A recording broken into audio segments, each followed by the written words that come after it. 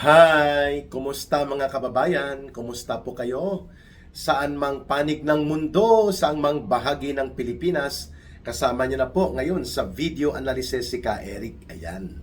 Maganda-ganda na naman po ang ating mga pupuntuhan at bibigyan ng kaliwanagan hinggil po sa walang tigil at tuloy-tuloy na pagsambulat nitong mga iskandalo ng pangungurakot, pang-aabuso at pagnanakaw sa kaban ng bayan na nagaganap po sa ilalim ng gobyerno ni Marcos at Romualdez, no.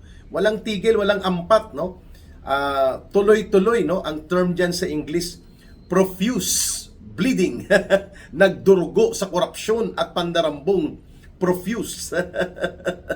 Mga kababayan, ano, yan po ang English terminology niyan ng walang ampat, tuloy-tuloy na pagsabog, pagsambulat ng mga iskandalo involving yung pagnanakaw, pangungurakot, pandurubo, at mga korupsyon at abuso, paglulustay sa kaban ng bayan. This time, kung mapapansin ninyo ang ating title at subject sa ating video analysis, ang pandarambong sa GSIS. Wow!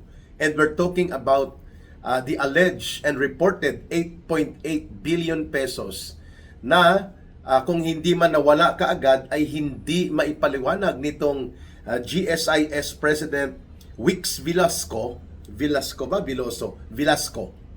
na presidente at general manager ng GSIS, at ito po ay hindi nanggaling mismo sa kung saan na source of information ang pag-question kung saan ginamit, saan napunta ang 8 billion pesos po na pundo ng mga dugo at pawis na pinaghirapang pensyon at kinita at kontribusyon ng ating mahigit po sa almost 3 million members ng GSIS. Ayan. So, ang mga hindi lang yata member ng GSIS po sa bahagi ng mga government employees o yung tinatawag na public sector employees ay ang mga pulis at sundalo at pati yata ang Bureau of Fire Protection and BGMP.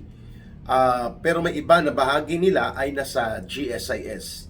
Ang karamihan po, local government and other agencies of government all over the country, sa buong burokrasya ng gobyerno ng Pilipinas, ang social pension fund na pinupuntahan ng kanilang monthly deductions and contributions ay ang GSIS, para pag nagretiro po ang mga empleyado ng gobyerno ay mayroon silang matatanggap na pension or social benefit support mula sa pinaghirapan po nila, no?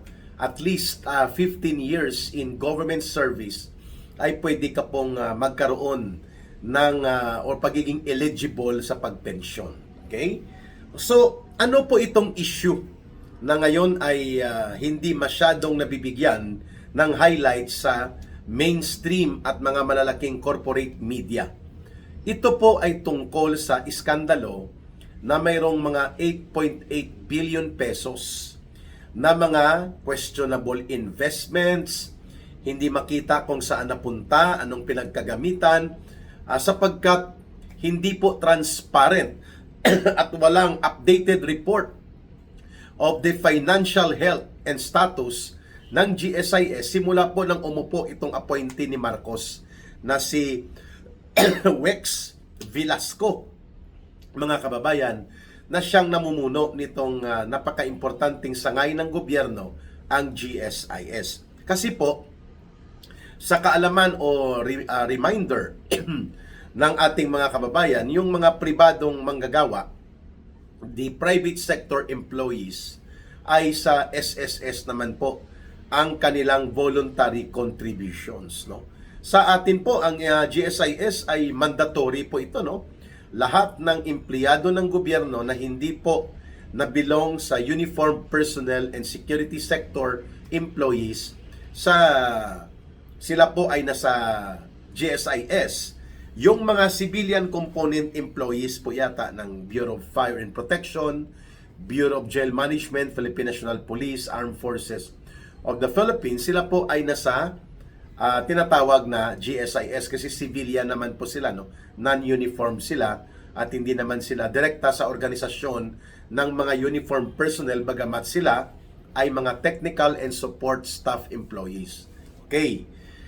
So, ang sinasabi ng report na nakita po natin at nabasa ay mayroon pong mga almost 8.8 billion pesos na mga risky or dangerous na mga pagpapalabas at pag-invest ng pondo ang GSIS leadership under the leadership of Wix Velasco, no? Wix Velasco ba?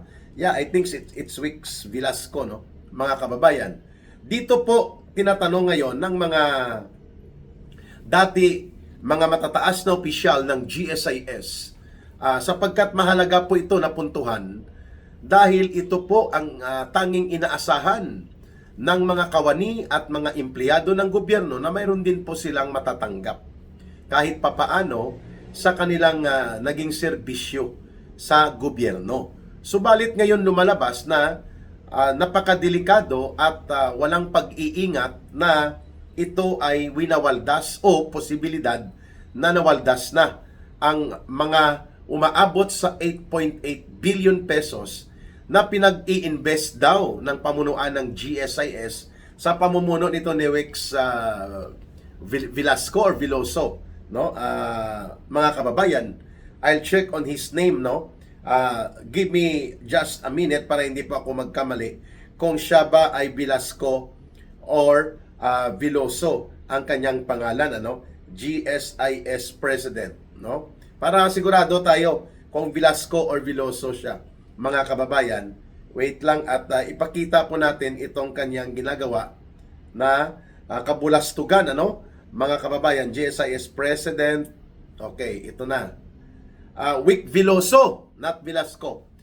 Government Service Insurance President and General Manager Wix Veloso. Yun pong pangalan niya, no? At ito naman po ang gusto kong puntuhan na mismo binulgar ng mga direktor at naging mataas na posisyon at may katungkulan sa GSIS, no? Marami po, I think 6 or 8 ito. Hindi ko na isa-isang pangalanan.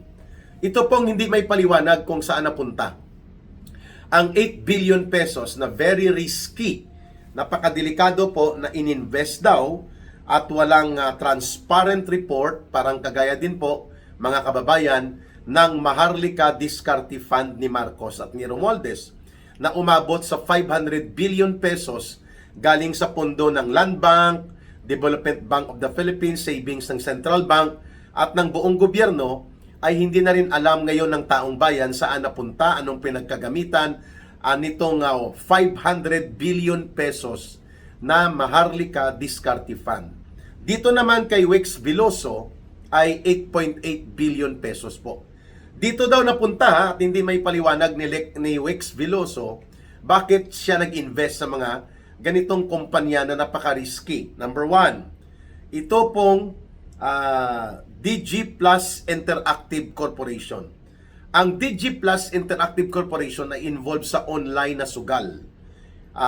Kagaya po ng mga online bingo, yan.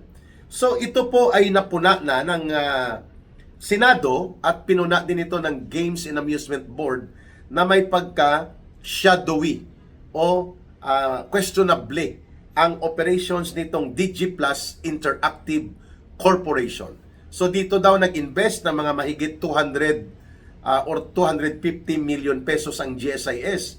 Walang kasiguruhan po ito dahil ito ay hinahabol nga ng gobyerno dahil sa shadowy and anomalous dubious operations nitong DG Plus Interactive Corporation na nai-involve po ito sa usapin ng online gambling. Okay? Isa pa, Alternergy,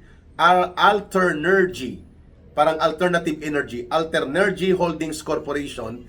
Isa din po ito sa flag na kumpanya na hindi malinaw ang kanyang corporate operations at bakit pumasok dito ang mahigit din 200 million pesos na pondo ng mga pensioners and contributors and mga pondo na nagbibigay galing sa empleyado o kawani ng gobyerno. So Alternergy Holdings Corporation, another dubious company, another dubious investment. So mga kalahating bilyon na yon, no? Almost. Ito pa, Bloomberry Resorts Corporation.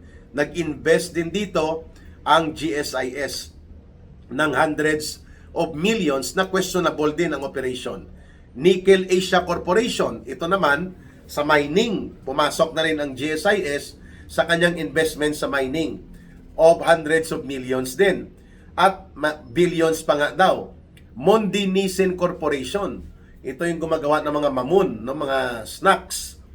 At ito po lahat ay tinitingnan na walang malinaw na investment return at hindi po ito dumaan sa feasibility and market study at lalo na po na may mga involved na kumpanya na mayroon pong history o question of anomalous and dubious corporate operations.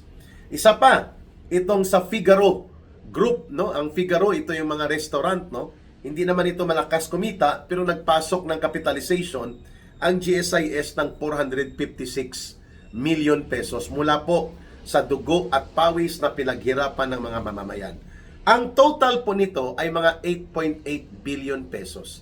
Sa loob ng 2 taon, hindi po naipaliwanag at maipaliwanag ng pamunuan ng GSIS, no? Lalo na po sa bahagi ni President and Chairman and General Manager Wix Veloso. Ano ang status ng mga almost or mahigit 8.8 billion pesos na pundong pinaghirapan na maiambag at maipon ng mga kawani ng gobyerno at yung mga pensioners natin, bakit napunta sa mga questionable corporate investments ito na walang report and public transparent updates sa mga miyembro at mga stakeholders ng GSIS. At ito ay hindi first time, no, na nangyari sapagkat nagkaroon na ito ng 90 days suspension. Si Wix Veloso at ilang pang opisyal ng GSIS may kaugnayan sa risky investments operations nila na nagre-resulta sa either pagkalugi o walang kasiguruhang mabawi ang naturang mga pondo, ngunit pikit mata at walang naririnig at walang nakikita, bulag at pipibingi si Marcos Jr. sa mga reklamo na sumasambulat hinggil dito sa questionable and seemingly parang fraudulent pandaraya na uri ng pinasukan na investments ng GSIS na ang mga korporasyon na involved kina-question ang kanilang corporate practices at wala ding update at report sa loob ng 2 taon na ginawa nila Wix Veloso kung ano ang status, ano ang kinaabutan ng mga mahigit kumulang 8.8 billion pesos na pundo ng ating state pension fund system. Ayun. At dapat imbestigahan po ito, no? Dapat maipatawag ito sa Senate Blue Ribbon Committee. At ganun din si Boying Rimulya, no? Kung totoo siya na nangangalaga at hindi niya gagamitin ang kanyang poder at kapangyarihan bilang weapons of attack laban sa Duterte political camp, which ngayon na nakikita natin inuuna na niya si Senator Bongo at ang pamilya nito, unti-unti na ito na hinahabol niya ang sinasabi niyang mga Duterte-aligned na mga senador at mga officials. At ngunit itong mga iskandaloso na mga involvement ng mga congressman, nila Romualdez na brad niya sa fraternity at barkada nila ni Marcos, si Saldico, wala kang naririnig na komentaryo mula dito kay Ombudsman Boying Rimulya. Ngayon ito, mag-iisang taong mahigit na sumasabog itong iskandalo ng pagmamalabis at pag-aabuso sa otoridad na ginagawa nitong GSIS President and Chairman and General Manager na si Wix Veloso, and yet patay malisya. Walang pakialam, walang aksyon o walang reaksyon man lamang si Marcos. Kahit man lang magsalita siya na paimbestigahan ko yan, titingnan natin kung valid at legitimate ang mga issue sapagkat we're talking sa pinaghirapan po ng ilang taon na pera ito ng mamamayan, ng mga kawani at empleyado ng gobyerno na nagsakripisyo ng buhay nila sa paglilingkod sa gobyerno, and yet we have a very controversial and questionable leadership sa GSIS na walang nakikitang transparent updates and report na para bagang okay lang yan, kahit may reklamo, ituloy mo lang. That's the way Marcos treats itong mga bulastog at magnanakaw na mga opisyal sa gobyerno niya, no? Kagaya ng tinolerate niya sa matagal na panahon, no? Itong sindikato sa DPWH na alam niya nagaganap at pati ang kanyang DPWH secretary ay involved, mga kababayan. At ngayon pati nga ang alingas-ngas ng parehong sistema na ipinapatupad pa rin at pinoproteksyonan ni Vince Dizon pagkatapos na umalis ang kolokoy na si Bunuan, nangyayari pa rin sa DPWH. And now, another scandal of 8.8 billion pesos na hindi maipaliwanag bakit napunta ang capitalization in investment sa mga pribadong grupo kagaya ng DigiPlus Interactive, which is involved in online gambling at pinapaimbestigahan ang mga iba pang sangkot na operations nito. Tapos nag-invest ang GSIS dito ng mahigit 200 million pesos mula sa dugo at pawis na pondo na entrusted sa GSIS mula sa pinaghirapan ng ating mga kawani ng gobyerno. Isa pa, Bloomberry Resource Corporation. Saan ito? Sapagkat sinasabi na ito ay may mga overvaluation of stocks. So anong ginawa dito ni Wix Biloso at ng GSIS leadership? Sila ba ay nagkaroon ng market study na maibabalik ang mga investment of hundreds of millions to billions of pesos? Maliban sa Bloomberry, ito pa, ang Alternergy Holdings Corporation, questionable din po ang operations nito kasi parang fly-by-night o moonlighting na uri ng kumpanya po ito, subalit pinasukan ng hundreds of millions ng pondo mula sa GSIS as investment capitalization. Walang malinaw na pagbabalik sa pondo, very risky, na kapag nalusaw ito, hindi na natin ma-recover ang mahigit 8.8 billion pesos na ito na napunta sa very questionable and seemingly fraudulent investment scheme na parang scam ang actually ang status sa ilalim po ng ginagawa ngayon ni GSIS President Wix Biloso. Ito pa, magbibigay pa siya ng karagdagang hundreds of millions of pesos sa Nickel Asia Corporation at pati sa Mondi Nissen na sinasabi na ito lahat ay mayroong mga market flag of corporate questionable practices at hindi sigurado na magiging favorable ang investment return dito sa multi-hundred millions of pesos na umaabot na ngayon sa total of around 8.8 billion pesos. At lately, pinasukan din ng pondo ng GSIS na mag-invest sa Figaro Culinary Group. Bakit? Bangko ba ang GSIS? Ganito po ang nangyari sa CAP Pension Educational Fund or CAP Educational Fund, College Assurance Plan, na mayagpag po ang CAP noong 80s and 90s. Subalit pagpasok po ng year 2000 o dekada ng 2000, bumagsak ito at hindi na nakabangon at hindi nga nakapagbayad at nakapagbalik ng insurance premium sa education plan ng milyon-milyon na mga pamilyang Pilipinong umasa na magkakaroon sila ng trust fund for educational support ng kanilang mga anak sa kolehiyo. Ano pong nangyari sa CAP? Bilyon din po ang kanilang ininvest at napunta sa real property investments. Ayun. At may isa dito, GSIS is Bloomberry Resource Corporation, Real Estate Property, malamang ito, and Resource Development. Ang investment ng CAP ay nanggaling po sa mga contribution for pension fund, hindi para i-invest. Ngayon, nagkaroon ng tinatawag na meltdown of a financial and real estate market. Bumagsak po ang real estate market at nawala ang mga investments na parang bula at hindi na na-recover ng CAP. Yan po ang nangyari sa kasaysayan ng College Assurance Plan kung saan marami po ang iba nag-suicide na baliw sapagkat yung pinaghirapan nilang pera na inipon upang ipundo in anticipation sa college education support fund ng mga anak nila nawala na parang bula, no? Sumabog ang real property boom, biglang bumagsak ang mga values at nagkaroon ng financial meltdown noong 1997 at hanggang unang bahagi ng 1998, no? At halos buong Asian market ay bumagsak ang real estate market at financial market, investments, pati mga stocks at lahat. Kaya nalusaw halos ang mga investments na ginawa ng College Assurance Plan. Kaya walang nangyari at ito ay nalugi, at ang luging malaki ay doon sa mga pamilyang Pilipino na pinaghirapan nila makapag-ipon ng educational plan nila, walang nakuha ni singkong duling. Ayun! At mga skeletons na lang ang building ng College Assurance Plan ngayon.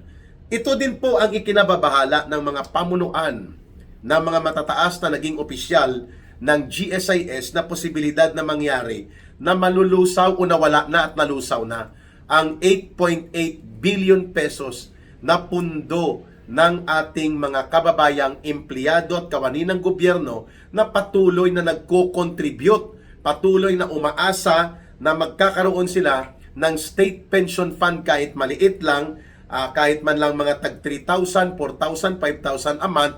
Ngunit ngayon po, ang bilyones na pondong pinaghirapan mula sa dugo at pawis ng ating mga kababayan, lalo na ng mga government employees, ay baka nga, totoo nga ito, na hindi na nare-recover ang hundreds of millions sa naunang investment at ngayon nagdagdag pa at umaabot na po sa 8.8 billion pesos.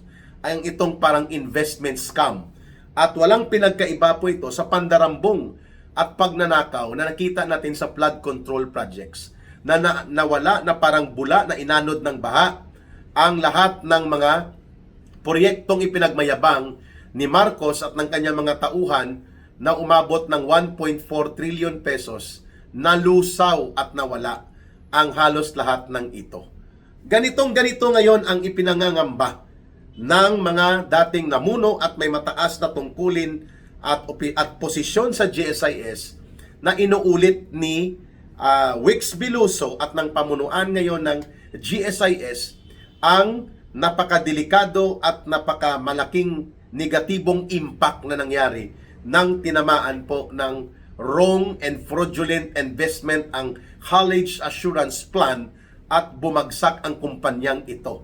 It was a private company. It was a private entity.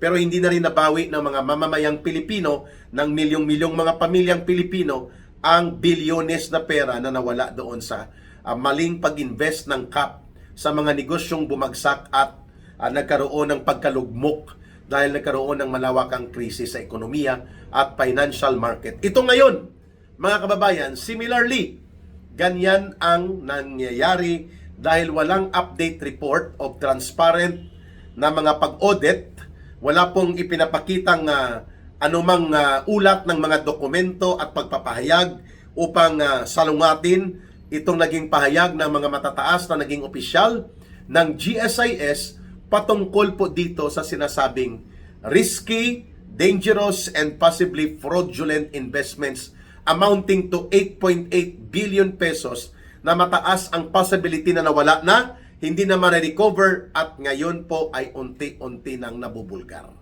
So walang aksyon, walang reaksyon, walang pahayag ang kulukoy na Marcos government. Sana nga po, no, kung matino lang sana ang pamunuan ng Senate Blue Ribbon Committee ay magandang pag-usapan ito.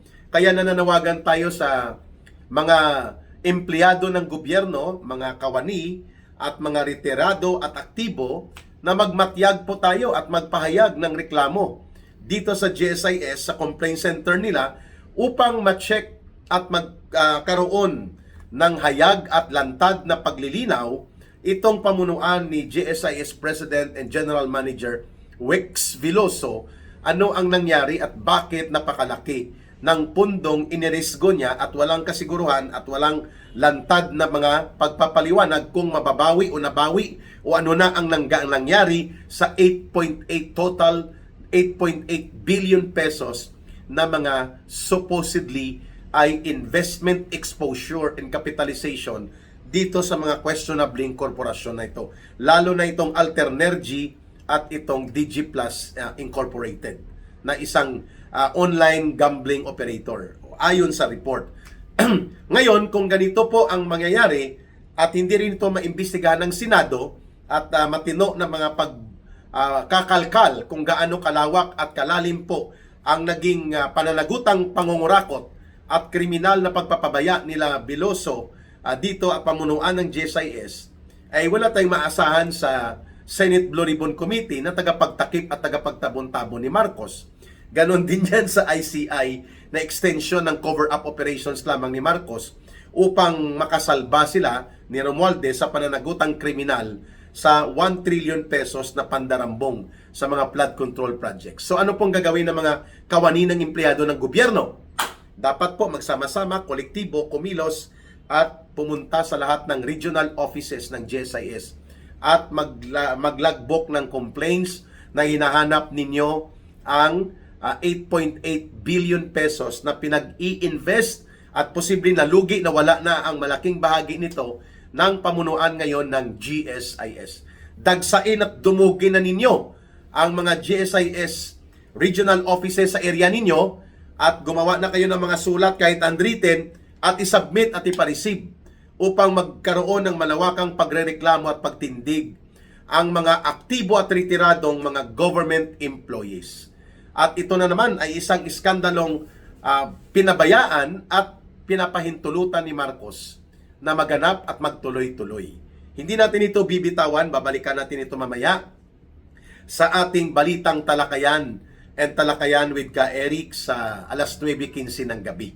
So bantayan ninyo at muli ay ipalaganap ninyo ang video na to upang makapag-alerto at makapagsagawa ng mga panimulang hakbang at pagkilos ang mga kawani ng gobyerno sa iba't ibang ahensya ng gobyerno natin, mga higit mga 2.5 million government employees at mga retirees pa na mga naging empleyado ng gobyerno ay maggumawa ng sulat na nagpoprotesta tayo na ibalik na ang 8.8 billion pesos at huwag hayaan itong si Veloso na mamayagpag sa kanilang sindikato na style ng pag-abuso at mga paglulustay at posible mga pangungurakot na eskema gamit po itong mga dangerous investment scams nila sa GSIS.